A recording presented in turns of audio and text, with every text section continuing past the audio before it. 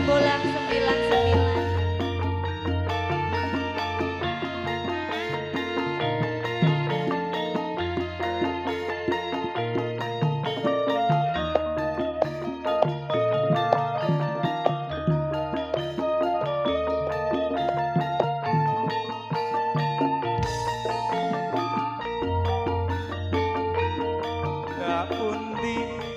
Mbak Ayu badhe tindak pundi katingaren tindak wae ora numpak taksi kedewean apa ora wedi timbang suwung kula purun kancani.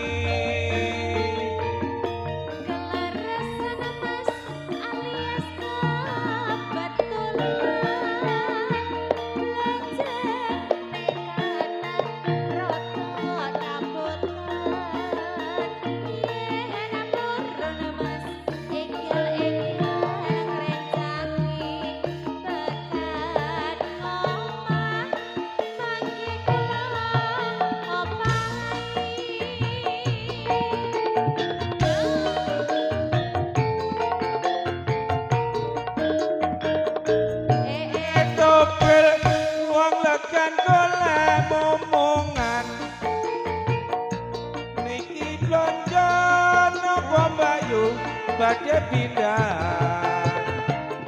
ampun kelompeh sampeyan ampun kucingku kula rodo anyaran ditinggal lunga awan-awan ngoblonjo nang pasar paing kanggoku rapati penting.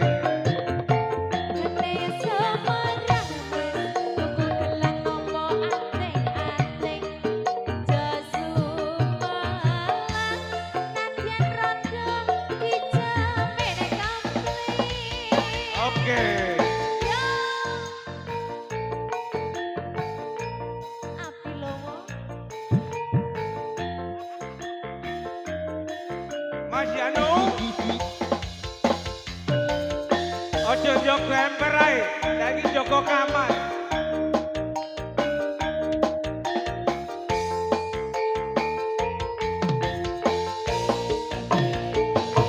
Tindak pundi Mbak Ayu badhe tindak pundi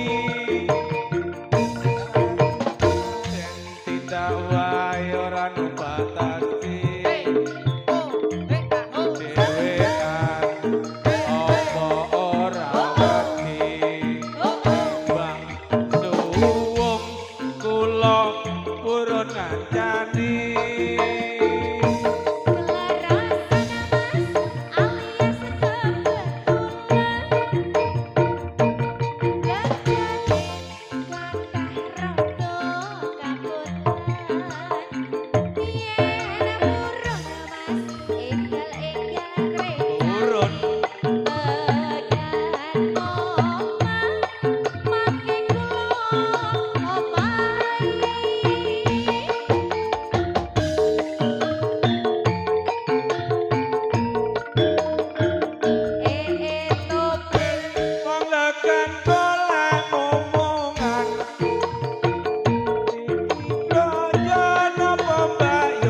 dia pindah